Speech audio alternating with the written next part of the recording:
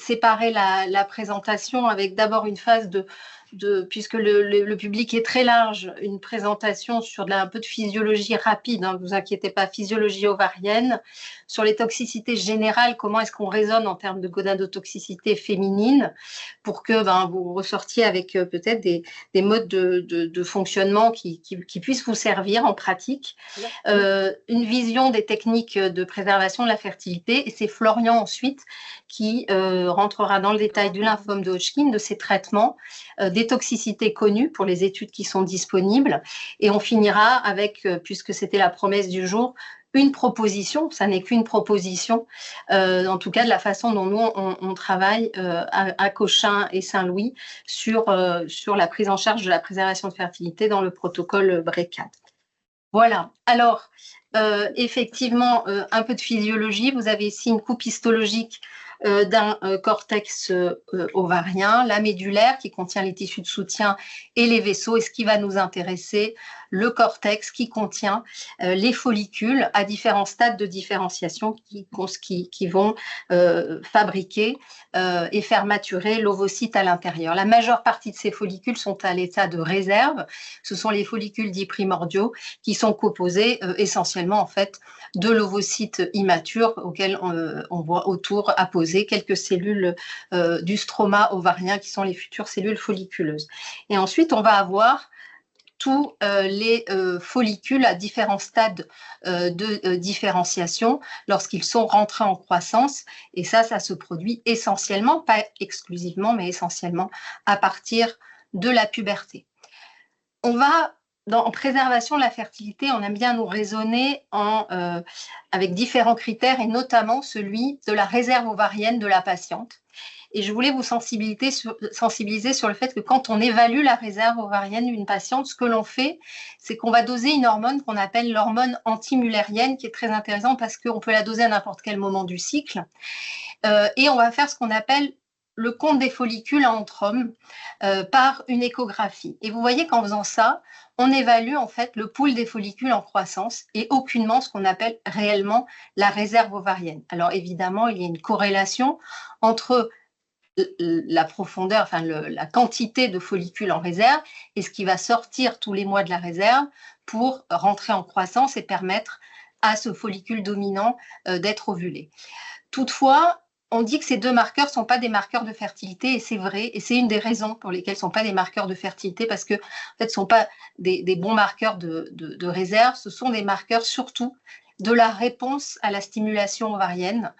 Si on doit stimuler l'ovaire, on en parlera plus tard, ce sont ces follicules-là en croissance qui vont répondre, et donc ce sont d'excellents marqueurs de réponse à la stimulation, plus que des marqueurs de fertilité. On revient donc à cette réserve ovarienne. Cette réserve ovarienne, elle est fixe. Et les petites filles, elles vont naître, vous avez ici l'âge 0, la naissance, avec un stock définitif de follicules primordiaux. Et ce stock, il va ne faire que décroître tout au long de la vie. Et c'est, même s'il y a un écart type important, on n'est pas toutes égales, on voit que eh bien, dès 40 ans, le stock il est bien bas, et à 50 ans, c'est l'âge physiologique de la ménopause, il n'y a plus de follicules, le fonctionnement ovarien s'arrête. Et donc, c'est bien parce que ce stock est définitif, qu'il ne se renouvelle pas, que tout élément toxique sur ces follicules va avoir des conséquences importantes sur le fonctionnement de cet ovaire. Alors, les molécules gonadotoxiques, et notamment les chimiothérapies, elles vont agir de manière différente sur les cellules de la maladie, et pour beaucoup d'entre elles, en bloquant les cycles. L'ovocyte, il ne se divise pas. Ce qui se divise, ce sont les follicules, ce sont les cellules folliculeuses dans le follicule en croissance. Donc, les molécules qui vont impacter, vont développer leur toxicité en bloquant les cellules qui se multiplient, vont être assez peu toxiques pour l'ovocyte lui-même, mais elles vont être toxiques pour la cellule folliculeuse qui va donc se bloquer. Donc, ça va dans un premier temps plutôt bloquer la croissance folliculaire. Et donc, ça va se traduire cliniquement par un arrêt des cycles. Mais en fait, le stock de follicules primordial va être peu ou pas affecté puisque ce sont des cellules qui ne se renouvellent pas. et donc qui résistent assez bien à ces chimiothérapies. Et donc, on va avoir une certaine réversibilité de l'impact de ces traitements avec un blocage des cycles pendant la chimiothérapie, mais une récupération qui va être plus ou moins longue parce qu'il y a une certaine inertie nécessaire à la sortie de l'état de quiescence de ces follicules primordiaux pour qu'ils puissent rentrer en croissance. Mais les femmes vont retrouver des règles à plus ou moins long terme, on dit globalement dans l'année qui suit l'arrêt des traitements. Et puis il y a des molécules qui vont agir indépendamment du cycle, et on va en parler beaucoup, ce sont les alkylants, et donc elles vont toucher même les cellules quiescentes, et donc là, il va y avoir une atteinte irréversible sur le stock. Il n'y aura pas de récupération. Alors, toutes les cellules en stock ne vont pas forcément être détruites, et donc c'est là qu'on verra qu'il y a une récupération possible, mais là, le stock est atteint, plus ou moins profondément atteint, et il n'y aura pas de récupération possible.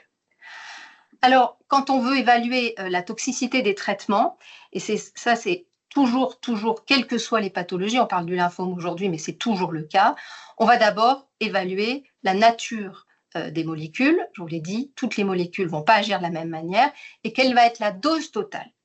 Pourquoi c'est important cette dose totale? Parce qu'une molécule toxique, notamment qui va toucher les follicules primordiaux, à faible dose, elle va pouvoir s'accompagner d'une récupération possible de la fonction ovarienne. Si le stock n'est pas profondément atteint, il y aura une récupération possible. Donc, ce n'est pas alkylant, oui, non. C'est s'il y a des alkylants, à quelle dose? À quelle dose et surtout face à quelle patiente? On va tenir compte du stock. Je vous ai dit que le stock diminuait avec l'âge. Une patiente jeune ne va pas avoir la même sensibilité qu'une patiente plus âgée, qui, elle, plus âgée, va avoir un stock plus bas. Donc, on va tenir compte de l'âge de la patiente, puisque la réserve est âge dépendant. Et si on peut, et là c'est un luxe, on va aussi tenir compte de la réserve ovarienne de cette patiente. Deux patientes du même âge n'auront pas la même réserve ovarienne, ce qui nous permet d'affiner l'impact du traitement sur la patiente quand on peut bénéficier au moment où on la voit et on évalue la toxicité potentielle du traitement, si on peut bénéficier de sa réserve ovarienne à ce moment-là. Donc, une même dose cumulée n'aura pas le même impact en fonction de l'âge. Alors, en ce qui concerne d'abord les molécules, je vous l'ai dit, on va tenir compte des molécules. On va classer les molécules en fonction de leur risque sur un risque sur la fonction, c'est-à-dire, grosso modo, un risque d'aménorrhée définitive secondaire au traitement. Ce risque, il est considéré faible pour un grand nombre de molécules que vous avez listées ici, mais la liste, elle n'est pas exhaustive. Après, il y a des risques intermédiaires. Et là, dans les risques intermédiaires, pourquoi intermédiaires? Parce que commencent à entrer des molécules comme les alkylants qui vont affecter le stock de follicules primordiaux, comme je vous l'ai dit, mais à des doses en dessous desquelles, évidemment, on va tenir compte de l'âge de la patiente. On va le voir, ce n'est pas vrai pour toutes les patientes, mais en dessous desquelles, normalement, le stock de follicules primordiaux sera suffisant pour que, après les traitements, elles puissent avoir une vie reproductive satisfaisante, c'est-à-dire une réserve qui leur permette pendant quelques années d'avoir encore des cycles qui permettent une fertilité naturelle. Et puis ensuite, il y a les risques élevés, et là on retrouve encore les alkylants et beaucoup de traitements qu'on va retrouver dans les conditionnements de greffe de cellules souches hématopoïétiques, mais toujours aussi ce cyclophosphamide à des doses plus élevées. Et puis il y a les molécules qui sont des molécules des thérapies plus récentes, les thérapies ciblées, les immunothérapies, inhibiteurs des tyrosine kinase, pour lesquelles on a quand même peu de recul, des molécules dont le fonctionnement a priori ne justifie pas une toxicité directe sur la folliculogénèse, mais pour lesquelles on peut avoir quand même des effets sur la fertilité plutôt indirects. Je ne rentrerai pas dans les détails. Enfin, on a parlé de la patiente, effet de l'âge. Vous avez ici, c'est très schématique et je me sers beaucoup de ce schéma pour expliquer aux patientes pourquoi dans certaines situations, par exemple, on ne fera rien. Pour leur expliquer les faibles toxicités, vous avez 3 patientes d'âge différents avec donc une réserve ovarienne différente. Elles vont toutes les 3 recevoir le même traitement qui va avoir le même impact sur leurs follicules, la quantité de follicules primordiaux perdus. Vous voyez qu'à 20 ans, eh bien, il lui reste quand même pas mal de follicules. Donc, elle pourra quasiment ne pas avoir de différence. La femme de 30 ans, elle va perdre la moitié de sa réserve ovarienne. Et pour la même dose, une femme de 40 ans, elle va se retrouver ménopausée après les traitements. Et donc, ce qui nous intéresse, ce sont ces valeurs seuil, à partir de quelle quantité on estime qu'on a très haut risque d'aménorrhée secondaire définitive pour les 3 patientes de tous ces 3 âges, de se retrouver donc sans follicule. On a évalué c'est, encore une fois, je vais mettre un bémol sur ces doses, mais elles nous servent quand même à raisonner. 20 grammes dose totale de cyclophosphamide, je dis bien dose totale, pas par mètre carré, 20 grammes à 20 ans, expose la patiente à un risque élevé d'aménorrhée secondaire définitive. Cette dose, elle diminue de plus de moitié pour une femme de 30 ans, parce qu'elle a beaucoup moins de follicules, donc 9 grammes. Et dès 5 grammes, une femme de 40 ans peut être exposée à une ménopause définitive, une aménorrhée définitive pour post-traitement. Ces doses, elles sont issues de travaux très anciens, mais qui avaient quand même l'avantage d'être issus de traitements où il n'y avait que du cyclophosphamide, notamment c'est dans le cancer du sein, et l'évaluation c'était clinique, c'était sur l'aménorrhée définitive. Donc à cette époque, il n'y avait pas de dosage d'AMH, mais c'était sur des valeurs cliniques importantes, les règles, et c'est parfois des signes dont on manque, on le verra dans nos études, est-ce que les femmes ou pas ont un retour de règles, mais voilà, donc c'est relatif, mais bon, on s'en sert quand même tous les jours. Face à cette toxicité, il y a des techniques de préservation de la fertilité. J'ai choisi de vous parler des 2 principales techniques. La cryoconservation d'ovocytes matures. Cette cryoconservation, elle nécessite une stimulation ovarienne. L'ovaire produit normalement tous les mois un ovocyte à partir d'une cohorte folliculaire. L'idée là étant d'exposer la patiente à des doses de gonadotrophine supraphysiologiques qui permet à l'ensemble de la cohorte folliculaire qui a commencé sa croissance sur ce cycle d'arriver à maturité. Elle est suivie d'une ponction transvaginale après un délai qui dépend des patientes, 10 à 15 jours. Cette ponction permet de récupérer les ovocytes avant qu'ils soient ovulés. Ces ovocytes sont cryoconservés dans des paillettes à moins 196 degrés.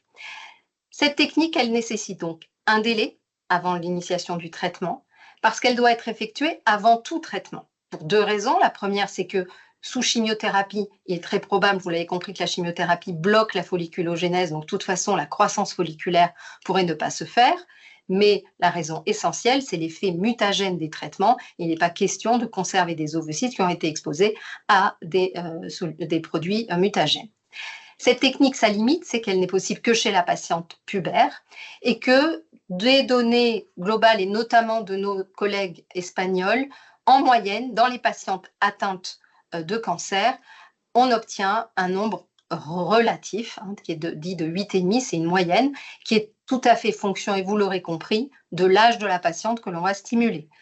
Mais c'est 8,5 en moyenne. La technique d'utilisation, ça va être une restauration de la fertilité par réchauffement des ovocytes, une fécondation in vitro et un transfert embryonnaire.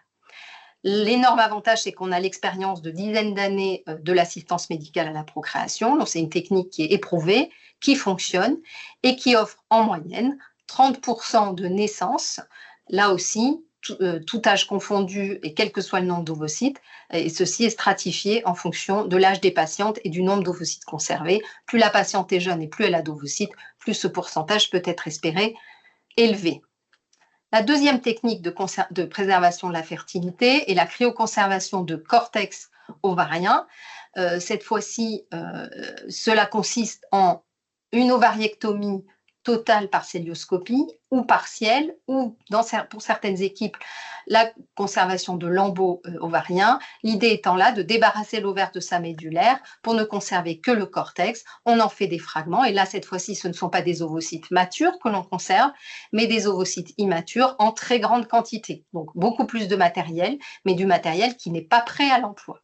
L'avantage de cette technique, c'est qu'elle peut être réalisée en urgence et qu'elle peut être réalisée, ça c'est son énorme point fort en oncofertilité, en cours de chimiothérapie. Les ovocytes dans les follicules primordiaux sont résistants à l'effet mutagène des traitements et donc on peut conserver ces ovocytes même exposés. Et c'est une technique, et la seule technique qu'on peut appliquer à la patiente prépubère. Je vous l'ai dit, c'est pas prêt à l'emploi, c'est pas du tout comme la fécondation in vitro. Les ovocytes qui sont conservés, il faut qu'ils maturent pour pouvoir être utilisés et permettre d'espérer une grossesse.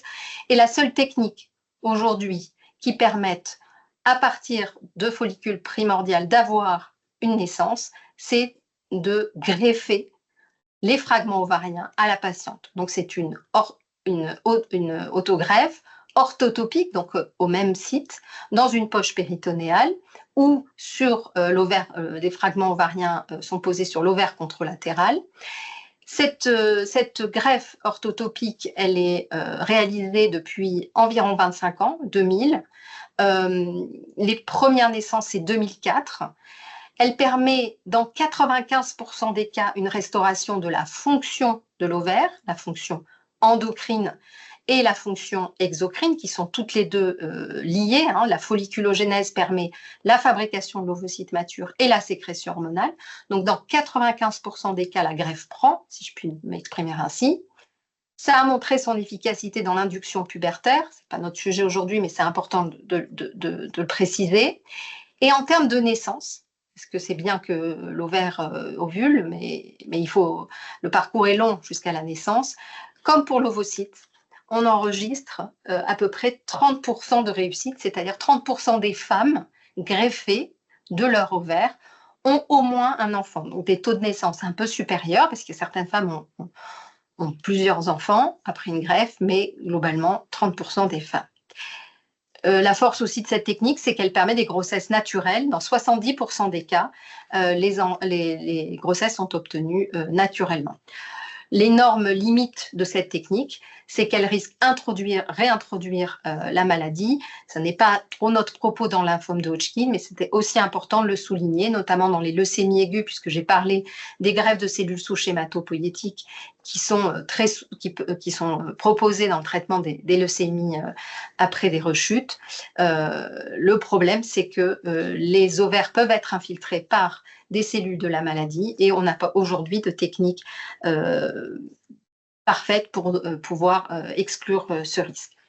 Voilà, je vais laisser la parole à Florian Chevillon et donc laisser la main, arrêter le partage pour que Florian puisse, après cette introduction un peu longue, vous parler plus spécifiquement du lymphome de Hodgkin. Merci Virginie. Alors, je vais tenter de partager aussi mon écran. Est-ce que c'est bon? Parfait. Parfait. Je coupe mon micro. Ok, très bien. Donc maintenant, on va s'intéresser effectivement au lymphome de Hodgkin classique. Et j'aime bien commencer par toujours un petit peu d'histoire. Donc ça tient son nom de Sir Thomas Hodgkin, qui a décrit en 1933 pour la première fois à partir de l'autopsie de 7 patients qui étaient probablement décédés d'un lymphome de Hodgkin, cette maladie. Et puis ça a pris son nom en son hommage plusieurs décennies plus tard.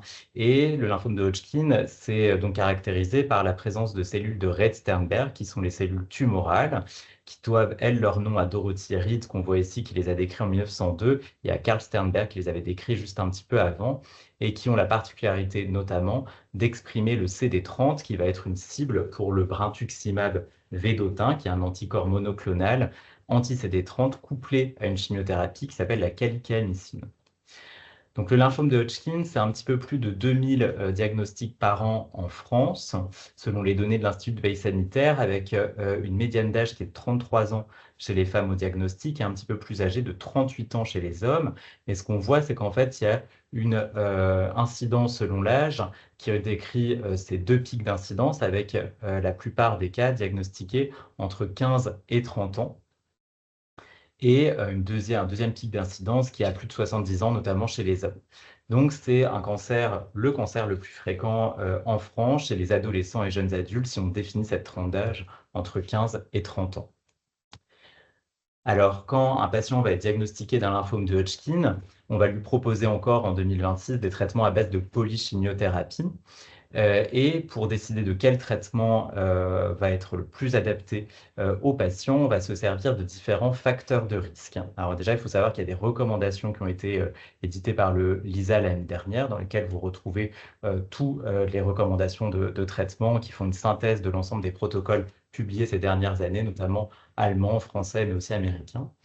Et les principaux facteurs de risque dont on va se servir pour décider du traitement, c'est le stade de Ann Arbor qui est qu'on retrouve en fait sur le TEP scanner en fonction des atteintes ganglionnaires et ou des atteintes d'organes. Et ensuite, il y a d'autres facteurs de risque comme la présence de signes B, par exemple les sueurs, la fièvre, le nombre d'aires ganglionnaires atteintes, la présence d'un syndrome inflammatoire ou d'une messe bulky qui vont permettre de distinguer les patients en stade précoce ou on dit aussi localisés favorables, pour lesquels les traitements à l'heure actuelle reposent sur l'ABVD associé éventuellement à de la radiothérapie. Il va y avoir les stades localisés intermédiaires ou localisés défavorables, pour lesquels deux stratégies se font face chez les sujets jeunes, soit des stratégies à base d'ABVD, plus ou moins également de la radiothérapie à plus forte dose que dans les stades localisés favorables, ou des stratégies de chimiothérapie un petit peu plus intensives, basées sur le BICOP escaladé, qui ensuite va être réévalué après 2 cycles par TEP scanner, avec une éventuelle désescalade sur de la chimiothérapie de type AVD, donc comme la BVD, mais sans le B de la bléomycine. Pour les stades avancés qui sont définis par les stades 3-4, c'est-à-dire des ganglions sus- et sous-diaphragmatiques ou des atteintes d'organes, ou certains stades 2B, c'est-à-dire atteinte au-dessus du diaphragme, des signes B, et en plus un gros médiastin ou une atteinte de contiguïté d'organes, on va pouvoir proposer des traitements plus intensifs pour les sujets jeunes.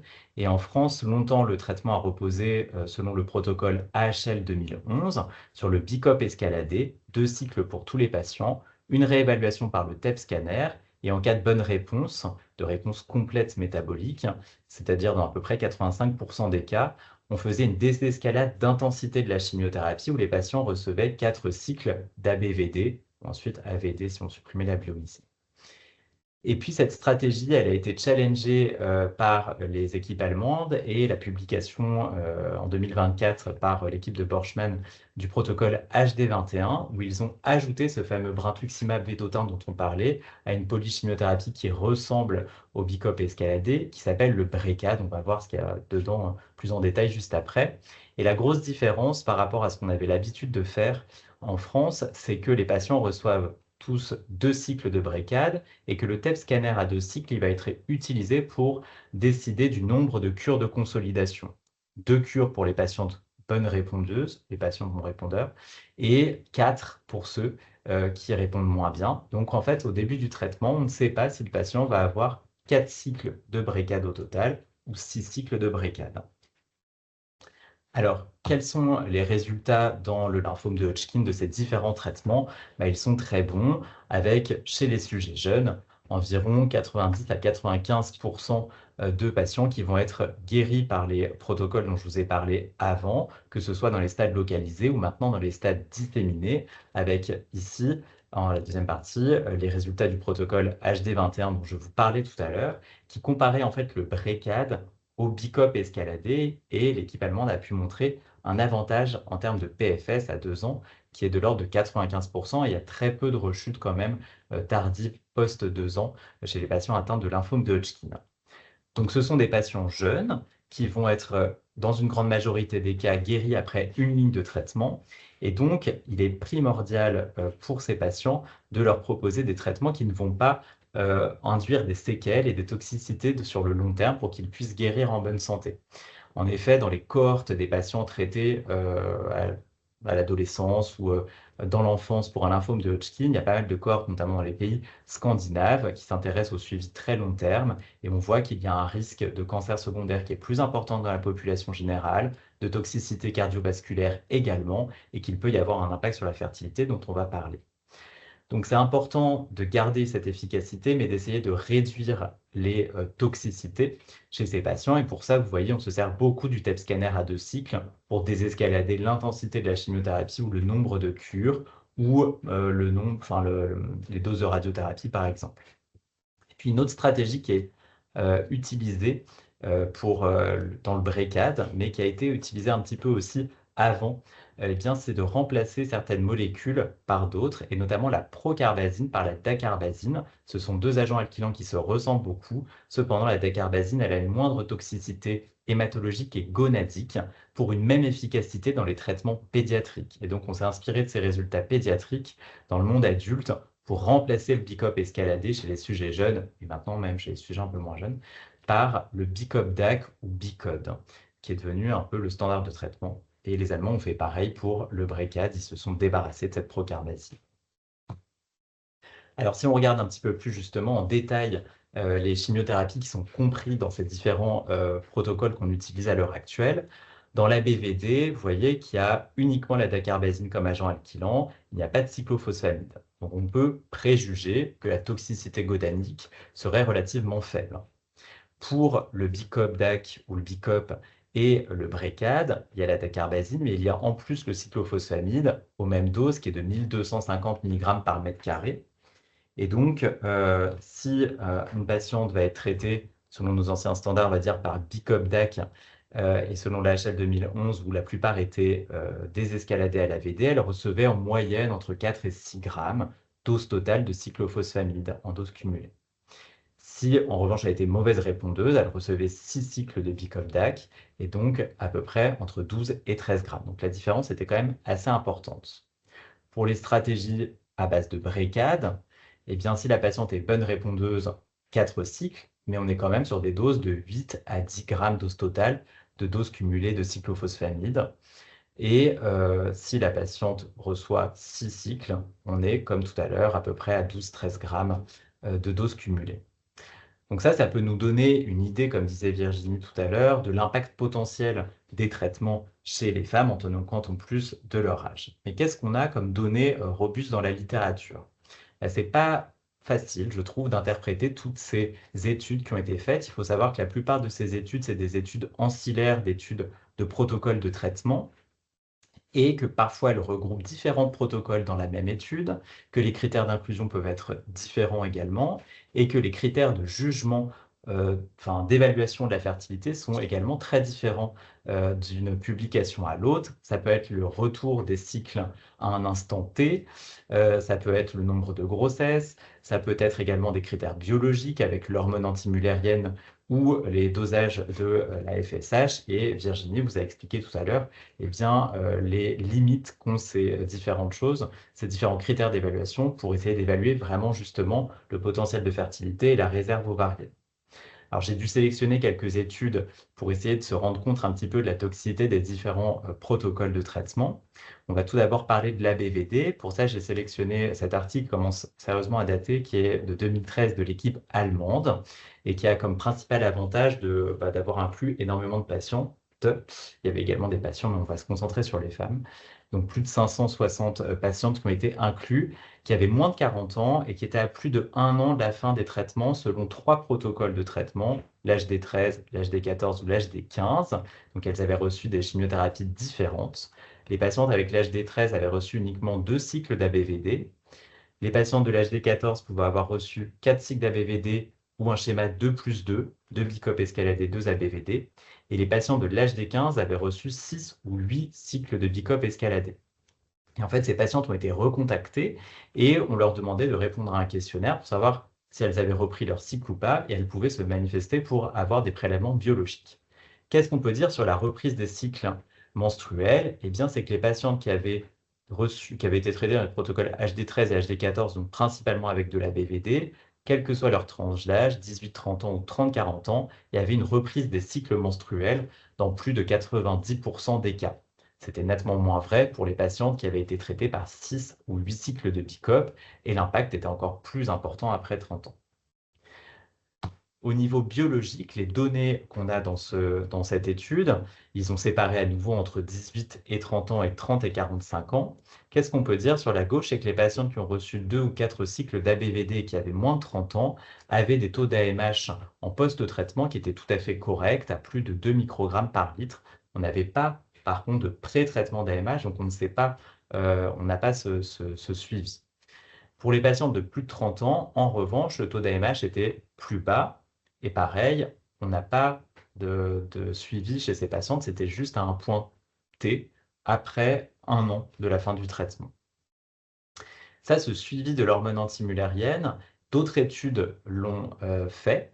Et pour cela, j'ai souhaité parler de l'étude Rattle, qui est une étude anglaise cette fois, où les patientes étaient traitées par 6 cycles d'ABVD et certaines qui ne répondaient pas bien avaient 2 cycles d'ABVD et 4 cycles de bicop.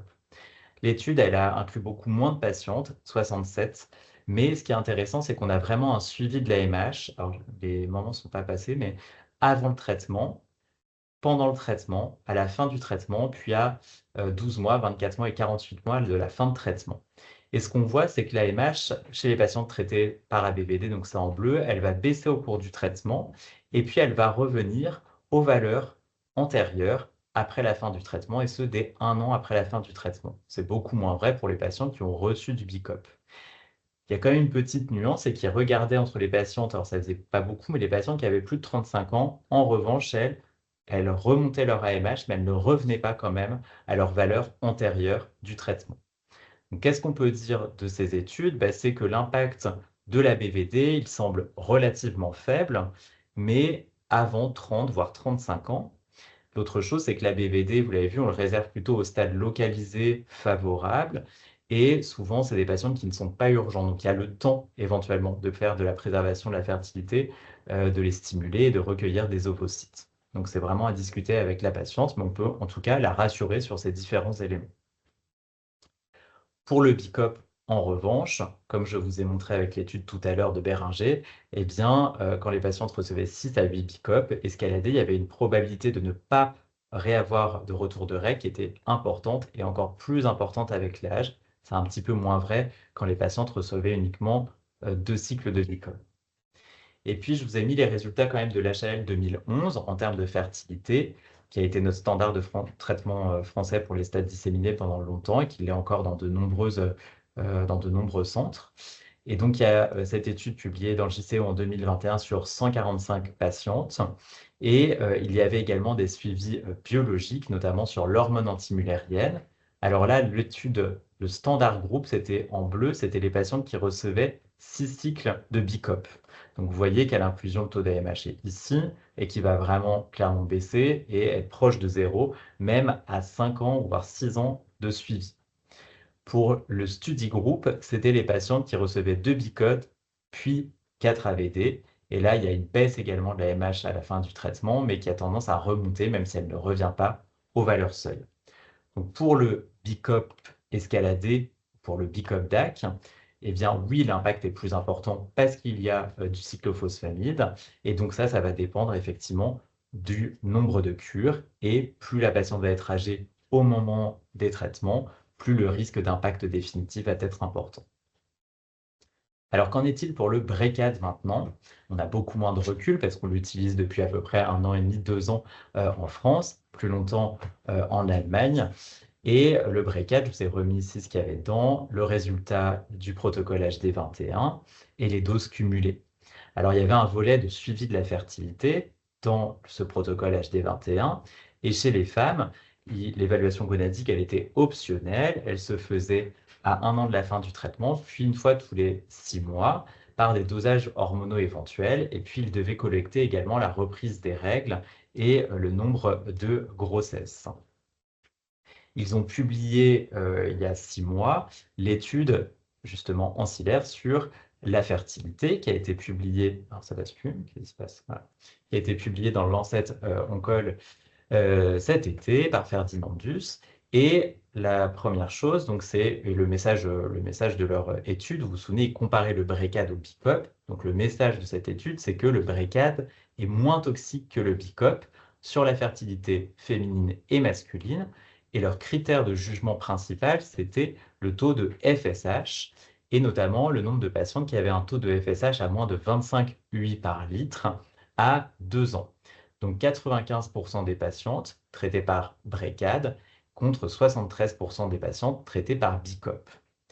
Ils regardaient en fonction du nombre de cycles et de l'âge également, et donc ça restait vrai quel que soit l'âge de la patiente, moins de 30 ans ou plus de 30 ans. Le BRECAD, il y avait moins de patientes qui avaient des FSH élevés que pour le BICOP. Et pour le nombre de cycles, également, plus il y avait de cycles, plus il y avait de patientes qui avaient des FSH élevés. Donc leur message a été plutôt rassurant sur la toxicité gonadique potentielle du BRECAD. Seulement, une des principales limites qu'on peut émettre, c'est le critère d'évaluation. Effectivement, ce critère d'évaluation, c'est la FSH à plus de 25 UI, plus de 25 UI par litre, pardon. Et donc, il y a quand même, en fait, si on regarde, un certain nombre de patients qui vont avoir des taux de FSH qui restent entre 15 et 25 UI par litre, ce qui peut quand même être assez élevé et notamment, il y avait à peu près 10% des patients traités, 10 à 15% des patients traités par Brecad qui avaient un taux de FSH entre 15 et 25 UI par litre. L'autre chose qu'on peut émettre comme critique sur cet article, c'est qu'il n'y avait pas de données sur le retour des cycles menstruels et la continuité des cycles menstruels dans le temps, parce qu'il y avait trop de données manquantes, ils n'ont pas pu malheureusement les publier. Si on va sur les données d'hormones antimullériennes, en fait, il faut aller dans les supplemental data de cet article pour les voir. Donc, il le faisait, il le checkait également au screening et puis dans le cadre du suivi. Et ce qu'on voit en rouge chez les patients traités par BICOP, c'est qu'effectivement l'AMH diminue et reste basse, même longtemps après la fin du traitement. Pour les patients traités par Brecad, elle était à 2,4 nanogrammes par millilitre avant le traitement en médiane et ça baissait au cours du traitement, ça avait tendance à remonter. Mais si on regarde à 36 mois, elle était à 1 nanogramme par millilitre. Donc il y avait quand même une baisse de l'hormone antimullérienne qui est potentiellement le reflet de la réserve ovarienne. Et donc c'est difficile de dire que le Brecad est complètement exempt d'effets secondaires de gonadotoxicité.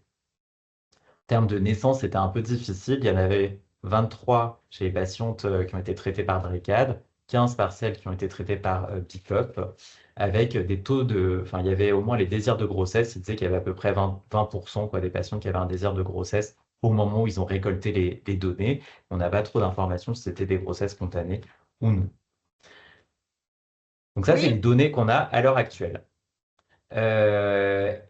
Donc le Brecad, oui, ça semble moins toxique que le BICOP et probablement que ça vient du remplacement de la procarbazine par la dacarbazine parce que les doses d'agents alkylants, de cyclophosphamide, pardon, sont équivalents. Voilà, je redonne la main à Virginie. Oui, donc on a été effectivement assez inquiets de cette publication qui a d'abord le mérite quand même d'exister avec une cohorte importante et d'étudier les paramètres de fertilité. Mais c'était publié dans Lancet avec un pouvoir très important de diffusion et les auteurs allaient même, alors qu'ils comparaient le BICOP escaladé au Brecad et qu'ils le comparaient absolument pas à la BVD, dans leur discussion, disaient que la toxicité du Brecad attendue était équivalente à celle de la BVD. Et on a vraiment eu très peur que de ce fait, il y ait, comme vous l'avez vu, parce que la BVD, on est quand même très rassurant et très rassuré par les données, on a eu peur qu'il y ait une diminution des indications de préservation de la fertilité en cas d'utilisation du Brecad. Or, on a pris le temps de vous décortiquer le protocole et les données connues de toxicité du cyclophosphamide. Il n'y avait aucune raison attendue, avant même d'avoir des données en vie réelle, que le Brecad soit moins toxique parce qu'il avait les mêmes doses cumulées de cyclophosphamide et d'acarbazine que le BICOP escaladé. Donc, on veut juste aujourd'hui, on n'a pas à notre avis, de données solides en vie réelle, parce que, comme ça vous a été dit, les critères de jugement de FSH inférieurs à 25 nous semblent pas suffisamment sensibles. On n'a pas de données de reprise de cycle et on n'a pas de données de fertilité naturelle en vie réelle. Donc, on pense qu'il faut continuer à préserver la fertilité en cas de Brecad. Alors, on va vous proposer, parce que c'est plutôt de comment et quand proposer la préservation de fertilité en cas de Brecad, parce que vous l'avez vu, il y a quand même au moins 4 cures. C'est quand même la différence avec le BICOP escaladé où on pouvait avoir que 2 cures en cas de désescalade. Là, il y a au moins 4 cures minimum, voire 6 cures. Donc, je vous ai remis là un cycle de Brecad sur 20 jours, un premier cycle où entre J11 et J20, on a un temps de repos, puis un second cycle. Donc, il y a un cycle tous les 21 jours. Ça veut dire que pour la préservation de fertilité, on a du temps, mais c'est quand même assez serré pour s'intercaler si besoin, et ainsi de suite. On a aussi cette notion qu'on va avoir 4 cycles minimum avec ce PET scan à la fin de la période du deuxième cycle, donc c'est tard après la fin du deuxième cycle, juste avant en fait le troisième cycle, va être décidé si on s'arrête à 4 cycles ou si on repart sur 2 cycles supplémentaires. Alors, qu'est-ce qu'on a comme possibilité en termes de préservation de la fertilité? On peut cryoconserver des ovocytes matures, on l'a dit, toujours avant le démarrage des traitements, et on le proposera, nous, pour toutes les patientes. Alors, je n'ai pas parlé des limites d'âge en préservation de la fertilité, on préserve la fertilité de femmes jeunes. On va dire que jusqu'à 37 ans, on ne se pose pas de questions, 37, 38 ans, et entre 38 et 40 ans, ça va quand même être très au cas par cas en fonction de la réserve ovarienne de la patiente et sa capacité à répondre à la stimulation. Donc c'est pour ça que je vous ai mis pour toutes les patientes de moins de 38 ans. Après, il y a toujours du cas par cas jusqu'à 40 ans. Pour toutes les patientes, en l'absence de contre-indication, parce que avec 4 cycles minimum, il y aura une baisse de la réserve ovarienne. Donc, il y a une indication à cryoconserver des ovocytes matures, mais il faut pouvoir avoir le temps de le faire, ces fameux 10-12 jours, d'où l'intérêt, et ça c'est un message pour les hématologues, d'adresser les patientes dans les centres de fertilité, parfois même avant qu'on ait décidé strictement du protocole, parce qu'on sait que vous avez un peu de temps, parce que nous, on peut démarrer la stimulation à n'importe quel moment du cycle de la femme, et 4-5 jours, ça compte. Donc, il faut que vous soyez réactifs parce qu'on va pouvoir intercaler ici, si la patiente évidemment n'a pas de contre-indication, la préservation par stimulation ovarienne. Ensuite, la deuxième technique, la cryoconservation de cortex ovarien. Alors, elle peut se faire, je parle en théorie, en général, avant la chimiothérapie.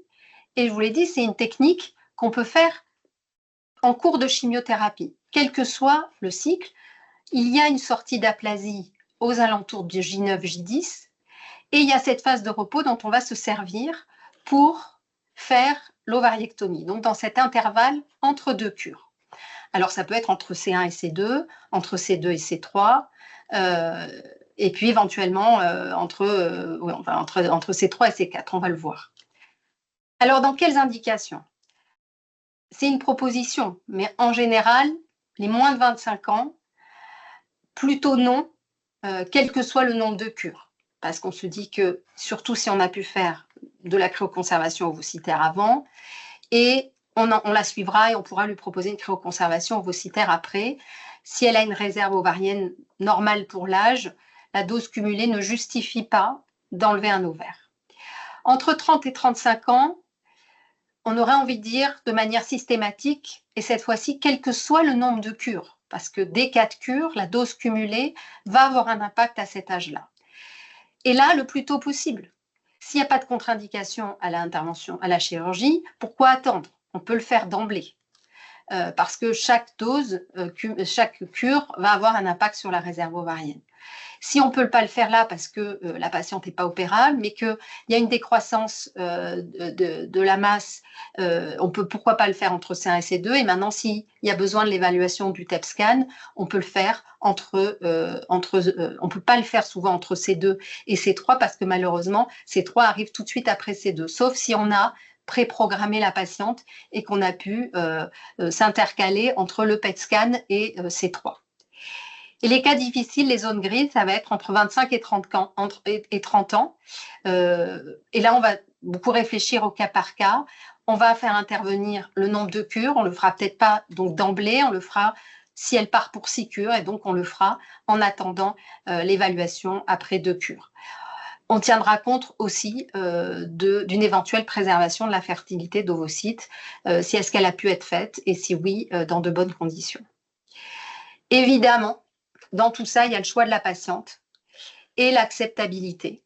Parce que, autant on s'était dit que la cryoconservation de cortex ovarien, le fait qu'elle puisse être faite en intercure, nous permettait d'avoir un peu de recul, d'attendre, de voir comment les choses allaient se passer, comment la patiente allait évoluer cliniquement, combien de cures elle allait recevoir, et de pouvoir le proposer à la patiente en intercure. Et il s'est trouvé que nous, pour, je crois, au moins 2 voire 3 patientes, pour lesquelles on a posé l'indication de cryoconservation parce qu'elles partaient pour 6 cures, eh bien, alors qu'elles étaient d'accord initialement, en cours de chimiothérapie, parce qu'elles sont fatiguées, se sentent pas le courage ni la force d'accepter de pouvoir subir cette intervention chirurgicale. Donc, il y a vraiment une question à se poser aussi sur l'acceptabilité. pense que ce sont des protocoles qui fatiguent beaucoup les patientes et pour lesquels finalement, ce qu'on appelle le cortex intervalle n'est pas si facile que ça à organiser. Donc, en conclusion, vous aurez compris, certains protocoles du traitement de lymphome de Hodgkin contiennent des alkylants qui sont potentiellement gonadotoxiques, que l'impact sur la fonction ovarienne, ce n'est pas parce qu'il y a des alkylants que les patientes vont être stériles. Non, ça va dépendre de la dose et de l'âge de la patiente. Le protocole BRCA contient du cyclophosphamide à des doses cumulées, que ce soit 4 ou 6 cycles, qui justifient la réalisation d'une préservation de la fertilité. La technique, vous l'avez vu, à proposer va dépendre de l'état clinique et du nombre de cures. Et donc, vous voyez que ce n'est pas facile, et on va le voir dans les cas cliniques que ça n'est pas facile, mais il faudra toujours penser à évaluer les patientes à distance, d'abord pour notre connaissance, puisqu'il va falloir qu'on ait des données en vie réelle de fertilité de ces patientes qui ont reçu du BRCA, mais aussi parce que on peut leur proposer une préservation secondaire de la fertilité à distance, à 1 an de la fin des traitements, de façon à pouvoir conserver des ovocytes si la préservation de la fertilité n'a pas pu être faite ou si elle a été faite mais de manière insatisfaisante. Voilà, je vais passer la parole à Mathilde et à Solène pour illustrer ces propos, j'ai arrêté le partage, je crois, de cas cliniques.